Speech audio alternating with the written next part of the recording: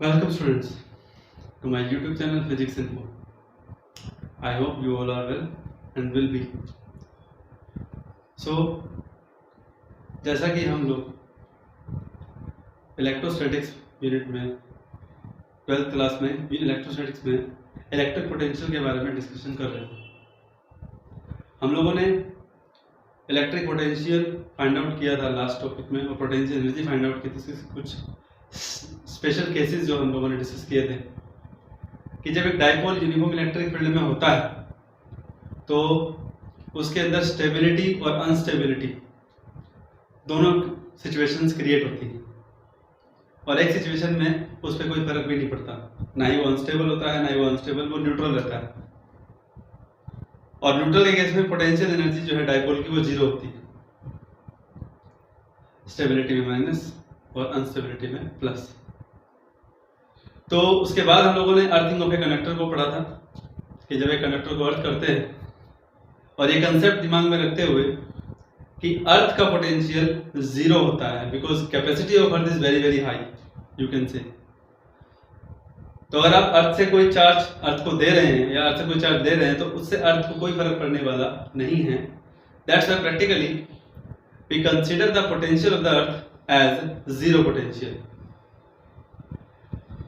और उसके बाद आज हम लोग डिस्कस करेंगे इलेक्ट्रोस्टैटिक्स में ही पहला टॉपिक डिस्कस करेंगे आज, electric potential due to and fields due to induced charges.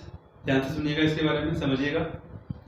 और दूसरा जो टॉपिक हम लोग पढ़ेंगे that is the charge distribution on a conductor surface, यानी कि किसी भी कंडक्टर के सरफेस पर चार्ज का डिस्ट्रीब्यूशन कैसे होता है। और I say that uniqueness theorem, why it said that uniqueness theorem, इसके बारे में भी हम चर्चा करेंगे। तो अब हम सबसे पहले जो हमारा टॉपिक है electric potential field due to induced charges, तो आइए इसके बारे में डिस्कस करते हैं। अब इसके केस में मैं आपके सामने दो सिचुएशन लूंगा। सबसे पहले टॉपिक फर्स्ट की बात हो रही है, ठीक है, टॉपिक फर्स्ट की बात हो रही है और उसका स्पेशल केस एक ये है कि हमारे पास एक अनचार्ज, पहले केस में बता रहा हूं कि अनचार्ज मेटालिक स्फीयर जो है हम लोग डिस्कस करेंगे पहले, ठीक है। कैसे, ध्यान से सुने समझे। एक स्फीयर कंसीडर कर लेते हैं, क्या कंसीडर कर लेते हैं, एक स्फीयर कंसीडर कर लेते हैं जिसका सेंटर O और ये अनचार्ज है। बी रिमेंबर कि ये अनचार्ज स्फीयर है, इसकी रेडियस R है, कैपिटल R, क्लियर। अब इस अनचार्ज स्फीयर के सेंटर से R डिस्टेंस यानी कि स्मॉल r डिस्टेंस पर बाहर किसी पॉइंट A के ऊपर एक चार्ज रखा हुआ है प्लस Q। क्या रखा हुआ है? Charge plus Q। किस पॉइंट पर रखा हुआ है? पॉइंट A पर। अब इस प्लस Q चार्ज की वजह से इस अनचार्ज स्फीयर के ऊपर क्या फर्क पड़ेगा, आइए देखते हैं। ये प्लस Q चार्ज इस अनचार्ज मेटालिक स्फीयर के इस फेस के जो है तरफ रखा है, इस फेस की तरफ रखा है। तो ड्यू टू इंडक्शन, जैसा कि ये मेटालिक है तो इसके चार्ज रीडिस्ट्रीब्यूट होंगे, अरेंज होंगे और इस तरफ कौन सा चार्ज इंड्यूस हो जाएगा? नेगेटिव। कैसा चार्ज इंड्यूस हो जाएगा? नेगेटिव। और दूसरी तरफ जो चार्ज का कलेक्शन होगा, क्योंकि नेगेटिव इस तरफ आ जाएगा तो इस तरफ क्या आएगा? दूसरे फेस पर पॉजिटिव चार्ज इंड्यूस हो जाएगा। मान लीजिए इस इंड्यूस्ड चार्ज का नाम है QI, I फॉर इंड्यूस्ड। समझ रहे हैं बच्चों? चार्ज क्या होगा? इंड्यूस होगा। चार्ज क्या होगा? इंड्यूस होगा, क्लियर। तो ऐसे में due to this plus QI इतना चार्ज इंड्यूस हो गया यहाँ पे और यहाँ प्लस। एक बात मैं आपको यहाँ पे बता दूं कि जो ये चार्ज का डिस्ट्रीब्यूशन है ये नॉन यूनिफॉर्म है। ऐसा क्यों है, चलिए यही बताते हैं। जबकि स्फीयर एक यूनिफॉर्म बॉडी है, वो इसीलिए क्योंकि जो चार्ज जिस स्फीयर के जिस फेस की तरफ रखा है, तो वहां के जो नेगेटिव चार्जेस हैं वो ज्यादा नजदीक होंगे और ज्यादा क्लोज होने की वजह से, क्योंकि वो इसके साथ अट्रैक्टेड हैं, तो नेगेटिव चार्ज का डिस्ट्रीब्यूशन इस फेस की तरफ ज्यादा होगा और पॉजिटिव चार्ज जो है वो स्पेशियस होंगे। स्पेशियसली आप कह सकते हो कि विद स्पेस दूसरे फेस की तरफ रीडिस्ट्रीब्यूट हो जाएंगे, इंड्यूस हो जाएंगे। इसलिए मैं यहां पे कहूंगा कि जो डिस्ट्रीब्यूशन है इस वक्त वो नॉन यूनिफॉर्म है डिस्ट्रीब्यूशन, लेकिन वैल्यू उतनी है। अगर ये माइनस क्यू आई है तो इस तरफ जो चार्ज इंड्यूस हुआ है that is plus Q I, as per law of conservation of charge, कि जितना माइनस क्यू आई चार्ज यहां है उतना ही प्लस क्यू आई चार्ज जो है वो दूसरे फेसेस पर इंड्यूस हो जाएगा। आई होप यहां तक आपको समझ में आ गया। अब जो हमारा टॉपिक है वो है कि पोटेंशियल और फील्ड निकालना due to induced charges. Clear? तो चलिए ये बात करते हैं पॉइंट ओ पर बाहर जो चार्ज प्लस क्यू रखा है उसकी वजह से जो इलेक्ट्रिक फील्ड होगा plus charge that will be away from the charge. तो मैं लिख सकता हूं इस इलेक्ट्रिक फील्ड को हम नाम दे रहे हैं ई ए मतलब ए पॉइंट पर जो रखा हुआ चार्ज प्लस क्यू उसकी वजह से। और जो चार्ज इंड्यूस यहां पे हुआ है इस अनचार्ज स्फीयर के ऊपर, जो चार्ज इंड्यूस हुए हैं, इस तरफ प्लस है इस तरफ माइनस है, तो इस इंड्यूस चार्ज के वजह से जो फील्ड की डायरेक्शन होगी वो इस तरफ होगी, जिसका नाम होगा ई आई, आई फॉर इंड्यूस्ड चार्जेस की वजह से जो इलेक्ट्रिक फील्ड प्रोड्यूस हुआ है। क्योंकि यहां प्लस है माइनस है, इलेक्ट्रिक फील्ड डायरेक्शन होती है प्लस से माइनस। ये बात आपको समझ में आ गई? बिल्कुल ठीक है, समझ में आनी भी चाहिए। अब दूसरी बात क्या कि इलेक्ट्रिक फील्ड जो है एट पॉइंट ओ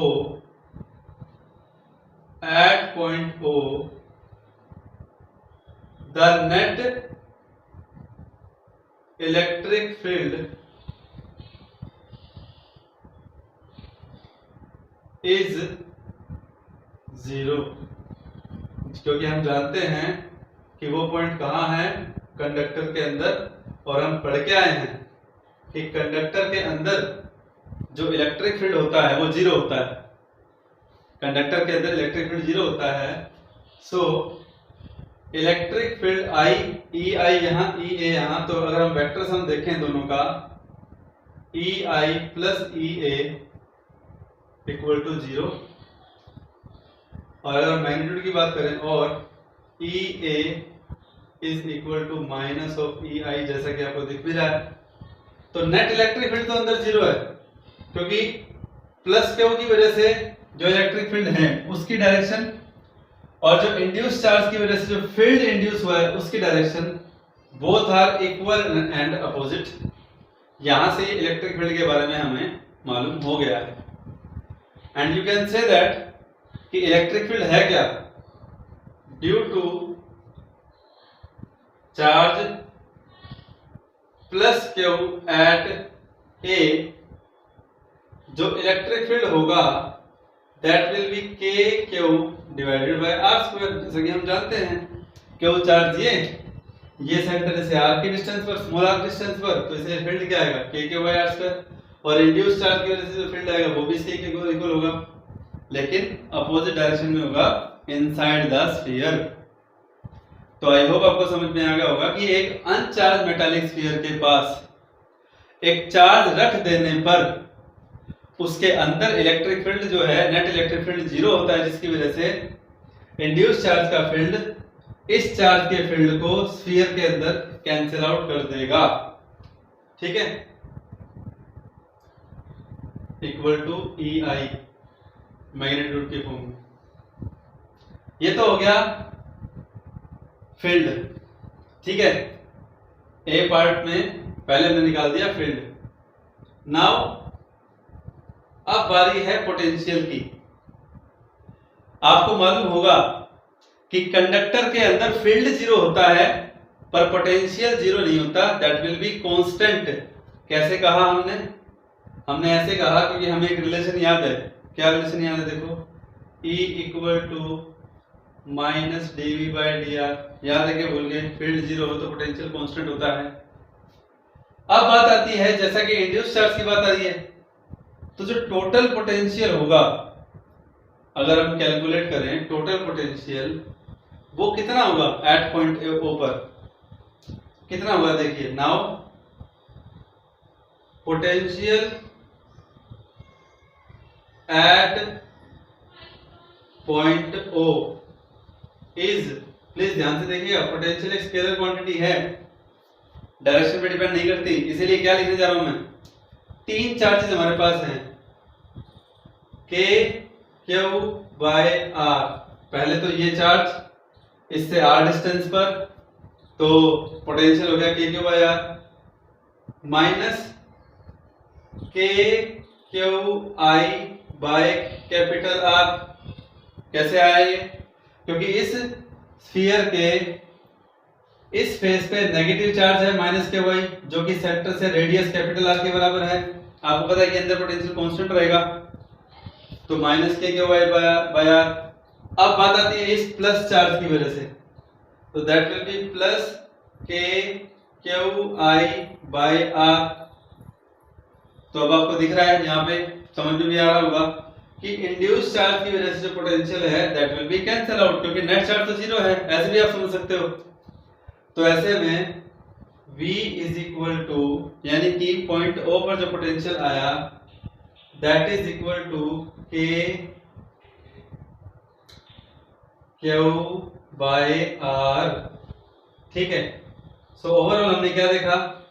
हमने ये देखा कि इंड्यूस चार्ज की वजह से अनचार्ज मेटालिक स्फीयर के सेंटर पे पोटेंशियल जीरो होता है। इलेक्ट्रिक फील्ड भी हमें इंड्यूस चार्ज की वजह से नहीं मिलता, क्योंकि उसका इलेक्ट्रिक फील्ड इस इलेक्ट्रिक फील्ड को, जो प्लस क्यू चार्ज है, इसके इलेक्ट्रिक फील्ड को कैंसिल आउट कर देता है, तो नेट इलेक्ट्रिक फील्ड यहां भी जीरो मिलता है। तो चलिए, ये तो हो गया अनचार्ज मेटालिक स्फीयर के बारे में। अब इस केस में हम एक और केस पढ़ेंगे, तो आप स्क्रीन को पॉज करके इन दोनों पॉइंटों को नोट कर लें। ये फील्ड हो गया और ये पोटेंशियल हो गया। ठीक है स्टूडेंट्स? यस।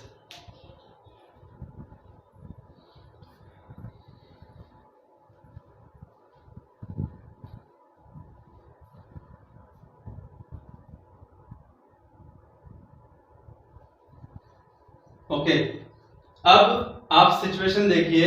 इसके बाद डायग्राम में मैं जो चेंजेस लेके आ रहा हूं, आपको फिर वो डायग्राम अलग से बनाना है, ध्यान रखना। ठीक है। अब हम क्या करने जा रहे हैं, डायग्राम ऐसी चीज है सब कुछ, बस एक चीज जो मैं यहाँ पे करने जा रहा हूं,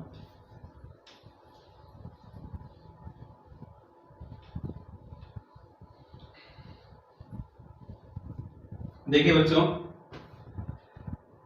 डायग्राम में कुछ चेंज करने से पहले मैं लिख रहा हूं, नाउ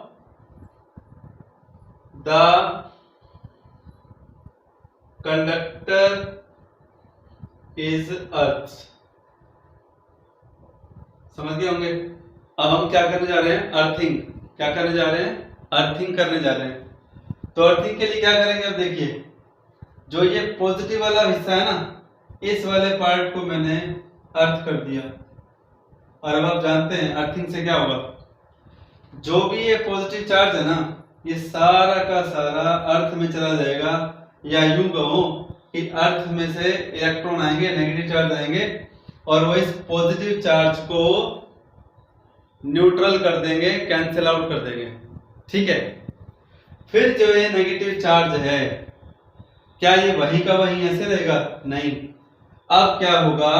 अब इस सरफेस पर non uniformly negative charge distribute हो जाएगा। So non uniform distribution of negative charges, यानी कि जो इंड्यूस चार्ज था ना, क्या वो माइनस के वही रह जाएगा। वो क्लियर? बात समझ में आ गई? इज इट क्लियर और नॉट? तो माइनस माइनस इस तरह से, क्योंकि हमने ये वाला पार्ट क्या कर दिया? अर्थिंग कर दी इसकी, अर्थिंग। ठीक है स्टूडेंट्स, यस। तो क्या चेंज लेके आया, बहुत सिंपल सा है। क्या किया हमने, हम लोगों ने इतना सब कुछ करने के बाद अब जो हमने केस किया क्या कि हमने कंडक्टर को अर्थ कर दिया, यानी कि उसके पॉजिटिव वाले पार्ट एट ओ बल्कि हम तो ये कहेंगे पोटेंशियल क्या नाम है, ऑन द सरफेस, क्योंकि अर्थिंग करने पर क्या कहते हैं हम कि टोटल पोटेंशियल क्या हो जाता है, जीरो, फिर उसका कंडक्टर का। Now so potential at the surface of conductor is zero, that is क्या होगा, देखिए ओ पॉइंट पे जो पोटेंशियल था प्लस क्यू की वजह से वो कितना था, के क्यू बाय आर, और माइनस चार्ज की वजह से minus K Q I by capital R, दोनों की वजह से जो पोटेंशियल हो गया वो क्या हो गया, जीरो के इक्वल हो गया। समझ में आ रहा है ना इसका मतलब। So potential at the surface of conductor is zero, potential at the surface of conductor is zero, that is K Q by R minus K Q I by capital R equal to zero. तो ऐसे में क्या होगा बच्चों, तो induce charge निकाल सकते हैं, that is K Q I by capital R equal to K Q by small R, K से K cancel, Q I by equal to Q into capital R by small R. So this is how we can calculate the induced charges on the charged on the Earth's uncharged metallic sphere when a point charge is placed near that uncharged sphere, यानी कि उस uncharged sphere के नजदीक एक point charge रखा था, charge induce हुआ surface के ऊपर, फिर हमने उस कंडक्टर को अर्थ कर दिया। अर्थिंग करने से क्या होता है, कंडक्टर का पोटेंशियल जीरो हो जाता है, कंडक्टर का पोटेंशियल जीरो हो जाता है, लेकिन उससे जो चार्ज इंड्यूस होगा, जो हो चुका था इस प्लस क्यू की वजह से, क्योंकि प्लस वहां पे गया तो नेगेटिव का डिस्ट्रीब्यूशन इस सरफेस पर हो गया। तो ऐसे में जो टोटल पोटेंशियल होगा that is equal to zero. फिर हम क्या करेंगे, पोटेंशियल का फॉर्मूला यही होता है ना, फिर यहाँ से हमें इंड्यूस चार्ज की वैल्यू जो है वो मालूम हो जाएगी। तो ऐसे में अनचार्ज मेटालिक स्फीयर का जो पॉइंट है वो आज हमने पढ़ लिया, वो आज हमने सीख भी लिया होगा कि अनचार्ज मेटालिक स्फीयर के पास एक पॉइंट चार्ज रखने पर उसका बिहेवियर, पोटेंशियल और फील्ड जो है वो कैसे फाइंड आउट हम कर सकते हैं। चलिए अब इसमें एक और परिवर्तन करते हैं।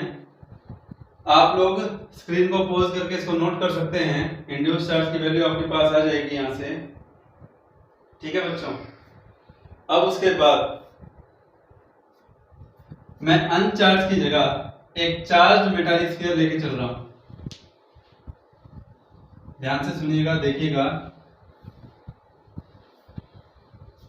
क्योंकि दोनों कंडीशंस अपने को पता होनी चाहिए। अगर अनचार्ज मेटालिक स्फीयर है तो क्या होगा, और अगर चार्ज मेटालिक स्फीयर है तो क्या होगा। तो ऐसे में हम यहाँ पे B point charge metallic sphere ले रहे हैं और हम पोटेंशियल और फील्ड, वही फर्स्ट टॉपिक हमारा चल रहा है।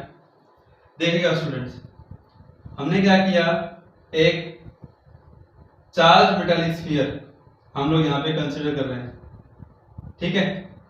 ध्यान से देखिए, हम लोग क्या पढ़ रहे हैं, ये तो आपके दिमाग में बिल्कुल फिट बैठ रहा होगा कि एज पर टॉपिक हम लोग एक इंड्यूस चार्ज की वजह से, हमारा टॉपिक ही है, तो हम ये देखना चाहते हैं कि इंड्यूस चार्जेस अनचार्ज स्फीयर में और चार्ज स्फीयर में क्या उसका बिहेवियर रहता है, क्या उसकी वजह से पोटेंशियल का क्या रिजल्ट हमारे सामने आता है और क्या फील्ड निकल करके आता है, वो हम लोग फाइंड आउट कर रहे हैं यहाँ पे। अब सेकंड केस में हमने क्या किया कि हमने एक चार्ज मेटालिक स्फीयर लिया, क्लियर है, बी रिमेंबर। फिर उस चार्ज मेटालिक स्फीयर की बात पहले आपको बता देता हूं कि centre O and we know very well कि plus Q charge is supposed to be concentrated.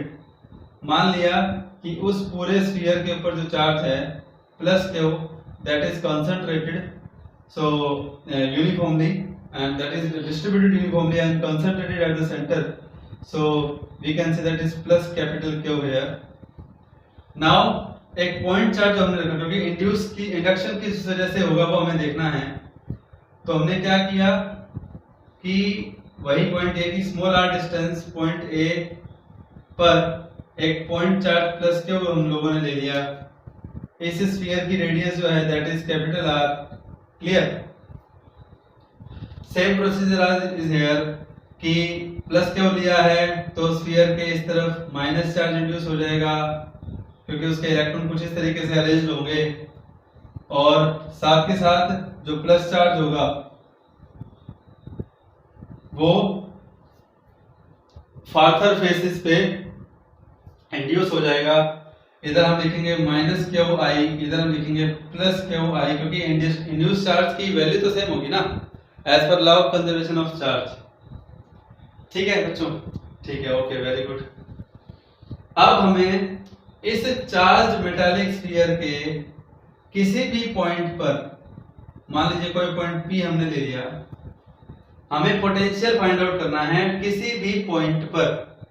देखिए एक बात तो हम जानते हैं क्या, कि इस मेटालिक स्फीयर के सेंटर पे जो हमें पोटेंशियल मिलेगा वो अब दो चार्जेस की वजह से मिलेगा। देख तो वैसे टोटल 4 चार्जेस रहे हैं, मैंने पॉइंट पी लिया पहले। चलिए मैं पहले आपको बताता हूं, पी और दोनों पे फाइंड आउट करेंगे। तो पहले हम पी कोई पॉइंट हमने लिया, ठीक है, और यहां ए से पी तक की जो डिस्टेंस है इसको हमने मान लिया x। क्या डिस्टेंस मान लिया? x। पहले बता देता हूं मैं आपको, a से लेकर के o that is equal to small r, a से लेकर के p that is equal to x, small x। ठीक है? ठीक है students? And now we should know, हमें याद होना चाहिए, ध्यान में आना चाहिए कि ये कंडक्टर है, कंडक्टर के अंदर इलेक्ट्रिक फील्ड 0 होता है। ये बात हम अच्छे से जानते हैं और हमें जानना भी चाहिए।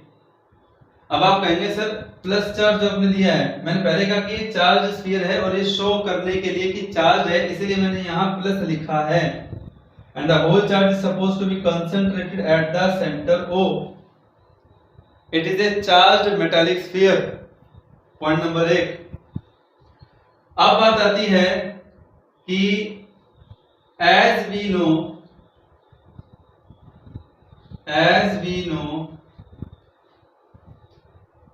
कि जो कंडक्टर का अंदरूनी हिस्सा होता है सारा का सारा, द कंप्लीट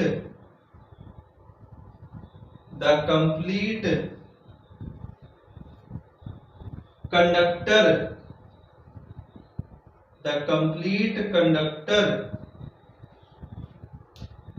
is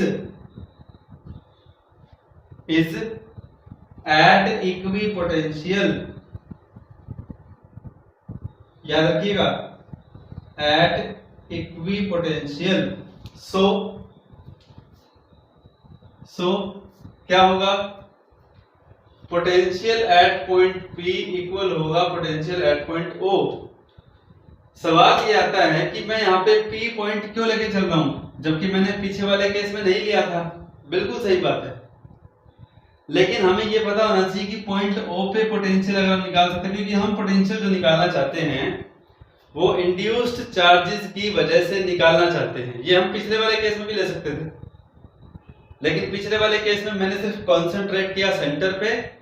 अब इस टॉपिक में दो चीजें नहीं हो गई, एक तो ये चार्ज हो गया कंडक्टर, और दूसरा हम अब जो कंसंट्रेट कर रहे हैं वो कर रहे हैं पॉइंट O के अलावा पॉइंट P पर पोटेंशियल क्या होगा, ये हम लोग फाइंड आउट करना चाहते हैं ड्यू टू इंड्यूस्ड चार्जेस। क्योंकि दो चार्जेस तो हमें पहले से ही गिवन है। हमारा फोकस कहां है? हमारा फोकस है इंड्यूस्ड चार्जेस क्या पोटेंशियल प्रोड्यूस करेंगे, वहां पर कितना पोटेंशियल प्रोड्यूस करेंगे पॉइंट P पर, यहां पर हमारा फोकस होना चाहिए। तो ऐसे में as we know the complete conductor is at equipotential, तो मैंने लिखा Vp equal to Vo, because आप जानते हैं कि कंडक्टर के अंदर फील्ड 0 होता है and the whole potential, whole surface, whole volume is at equal potential, so that's why I am writing here equipotential, यहां मैंने लिखा। तो स्टूडेंट्स अब हम बात करेंगे potential at O. Now VO short में लिख रहा हूं, नाउ वीओ कितना होगा। देखिएगा स्केलर है, चार तरह के चार्जेस हमारे पास हैं, ध्यान रखिएगा। चार तरह के चार्जेस कौन कौन से, पहले बाहर वाला जो चार्ज रखा हुआ है के स्मॉल क्यू कितने डिस्टेंस पर है, स्मॉल आर पर। फिर उसके बाद मेटालिक स्फीयर में पहले से ही जो चार्ज है, यानी कि वो चार्ज मेटालिक स्फीयर है, plus K Q by capital are, इसमें भी कोई दो राय नहीं है। प्लस में जो इंड्यूस हुआ है K Q I by capital R और minus K Q I by capital R. Please आप ध्यान दें, पॉइंट ओ जो कि इस स्फीयर का सेंटर है और इंड्यूस चार्जेस बेशक नॉन यूनिफॉर्म डिस्ट्रीब्यूशन उनका है, लेकिन वैल्यू वाइज वो सेम है और दोनों की डिस्टेंस सेंटर से रेडियस आर के बराबर है। इसीलिए potential at point O due to minus Q I will be plus minus K Q I by R and due to plus Q I will be plus K Q I by R होगा। And now you have the result कि इन दोनों को आप cancel out करें और potential at point ओ जो आपको मिल रहा है वो मिल रहा है K Q by small R sorry plus K Q by capital R. This is the potential and give it equation number 1। ठीक है students, so this result that we have obtained at point O. Now come to the point P where we have to find the potential now. P point पर जो potential अब मैं लिखने जा रहा हूं, प्लीज ध्यान से सुनिएगा। Again VP potential at P equal to K Q by X, क्योंकि अब P पॉइंट H पॉइंट पर रखे हुए प्लस क्यू चार्ज से x डिस्टेंस पर है, plus K capital Q by R अंदर है, तो इस चार्ज कंडक्टर के अंदर पोटेंशियल कांस्टेंट होगा जितना सरफेस पर होगा इस प्लस क्यू की वजह से, that will be plus K Q by capital are. फिर उसके बाद प्लस V इंड्यूस्ड। अब यहां आप ध्यान से सुनिए मैंने क्या लिखा, प्लस V इंड्यूस्ड। मैं यहां पर plus K Q I by R और minus K Q I by are नहीं लिख सकता। क्यों नहीं लिख सकते बच्चे?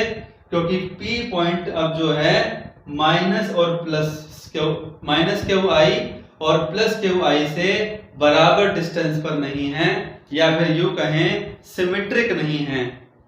इसीलिए हम ये बिल्कुल नहीं कहेंगे कि यहाँ पॉइंट P पर जो चार्ज जो पोटेंशियल होगा that will B minus K Q by R और प्लस की वजह से ये, क्योंकि ये पॉइंट P माइनस और प्लस से बराबर डिस्टेंस पर नहीं है, इसलिए ये पोटेंशियल भी बराबर नहीं होगा। पर जितना भी होगा उसको हमने कॉमन नाम दे दिया V इंड्यूस्ड। ठीक है बच्चों, अब इस कंडीशन की बारी, इसको आप 1 नाम दो, इसको आप 2 नाम दो, इसको आप 3 नाम दो, लेकिन कंडक्टर के है तो कंडक्टर के अंदर ही दोनों पॉइंट है ना। लेकिन इससे हमारा काम आसान हो गया कि हम दोनों एक चीज, कंडक्टर के अंदर पोटेंशियल सेम होता है, ठीक है, होता है सेम, बिल्कुल सही बात है। लेकिन यहां से क्या काम क्या आसान हो गया कि जो इंड्यूस चार्ज था ना, नाउ बाय उसकी वजह से पोटेंशियल जो है P पॉइंट पर निकल करके आ जाएगा, क्योंकि वो सिमेट्रिक डिस्टेंस पर नहीं है। सो बाय 2 and 3, बाय 1 2 and 3 मैं बल्कि लिखूंगा बाय 1 2 and 3 का यूज करके 1 में, तो आएगा V at P मतलब K Q by X plus K Q by capital R plus V induced equal to VO कितना है K Q by R plus K capital Q by capital R। अब आपके सामने है स्टूडेंट्स कि कौन सी term एक जैसी है, ये दोनों एक जैसे हैं, so that will be cancel out and finally हमारे पास V इंड्यूस्ड क्या होगा, that will be equal to K Q common 1 by R minus 1 by X. This is the result of electric potential surface uniqueness theorem. Yes, ध्यान से देखिएगा topic number 2। इसके लिए मैं आपको पहले बताता हूं कि मैं जो कंडक्टर की जो शेप लेके चल रहा हूं ना, वो थोड़ी सी इरेगुलर लेके चल रहा हूं, इस तरह की इरेगुलर शेप लेके चल रहा हूं। और हम जो चार्ज इसके ऊपर दे रहे हैं, डिस्ट्रीब्यूशन जो है इसके ऊपर चार्ज का, नो डाउट कि नॉन यूनिफॉर्म डिस्ट्रीब्यूशन होगा, इसमें कोई दो राय नहीं। लेकिन इतना जरूर कह सकते हैं कि चार्ज कंडक्टर है, मान लीजिए पॉजिटिव चार्ज है इसके ऊपर, ठीक है, तो इसके हर एक पॉइंट पर पोटेंशियल जरूर सेम होगा। समझ रहे हैं अपनी बात को? क्या पोटेंशियल जरूर सेम होगा, यानी कि एट पॉइंट P और एट पॉइंट Q, ठीक है, Q 400 शो कर देंगे Q से, इसको ले देते हैं पॉइंट A, इसको नाम देते हैं पॉइंट B, ठीक है बच्चों। तो इसके लिए क्या किया हमने, let charge plus Q is given to a conductor of non-uniform cross section,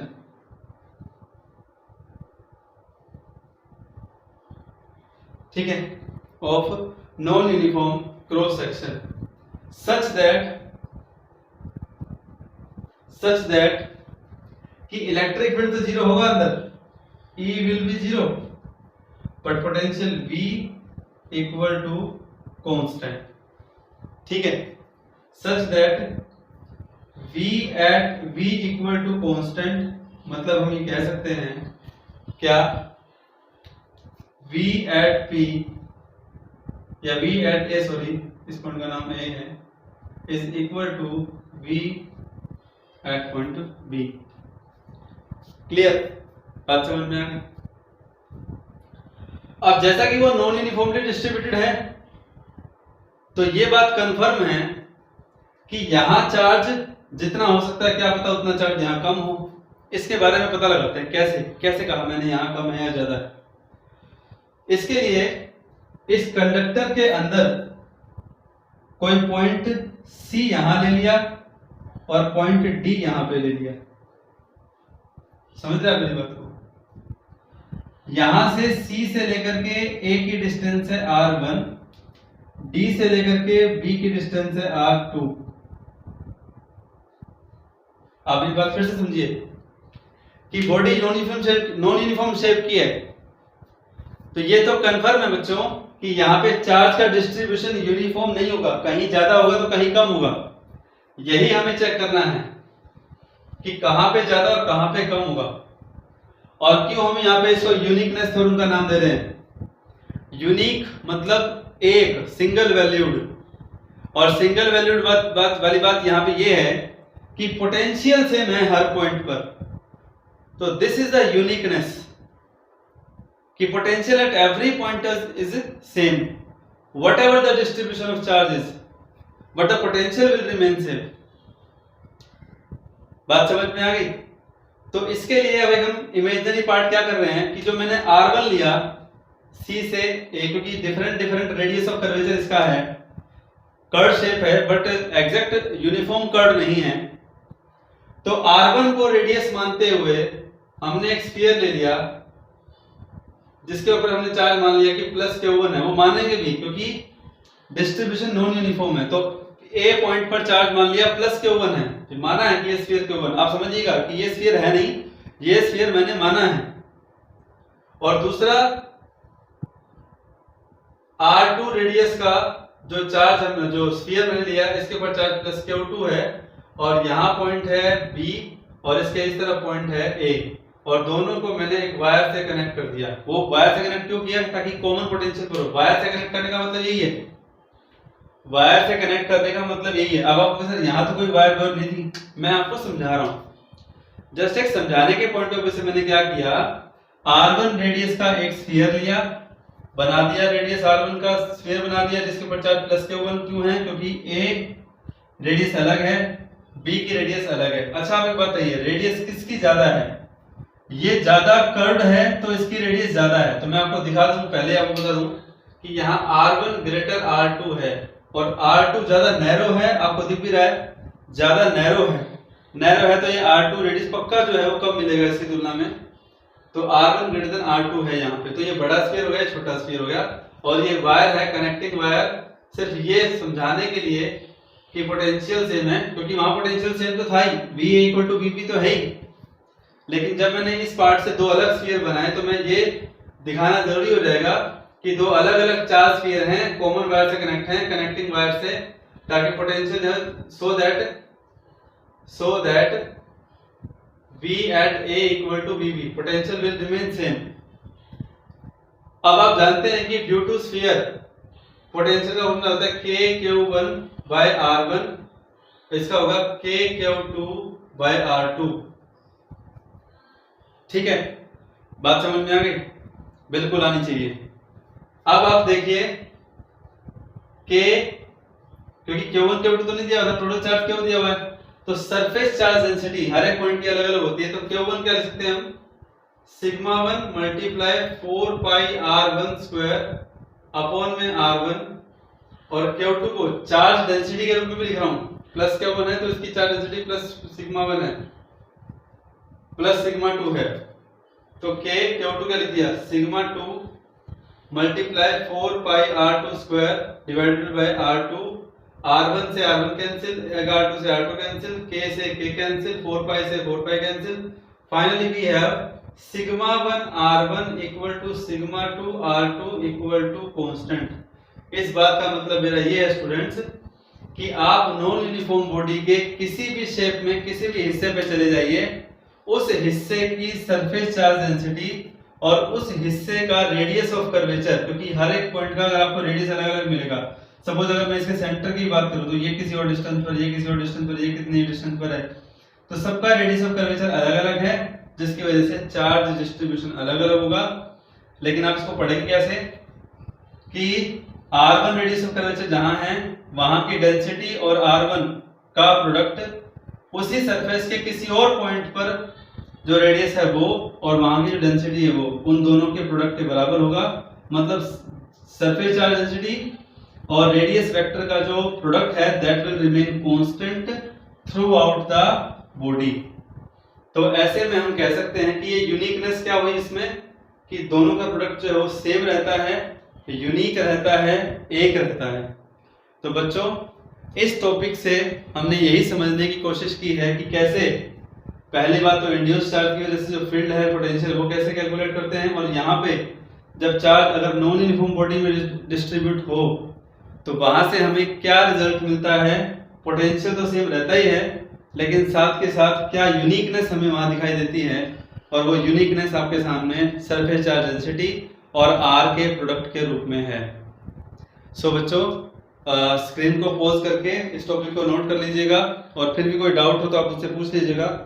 आप सभी को good luck, wish you all the very best, और ध्यान से पढ़ते रहिए, ठीक है। टॉपिक को समझिए, कंसेप्ट को क्लियर कीजिए। नेक्स्ट लेक्चर में हम लोग कुछ प्रॉब्लम्स लेकर के आएंगे इन टॉपिक के ऊपर बेस्ड जो अभी तक हमने पढ़ी है। Wish you all the best.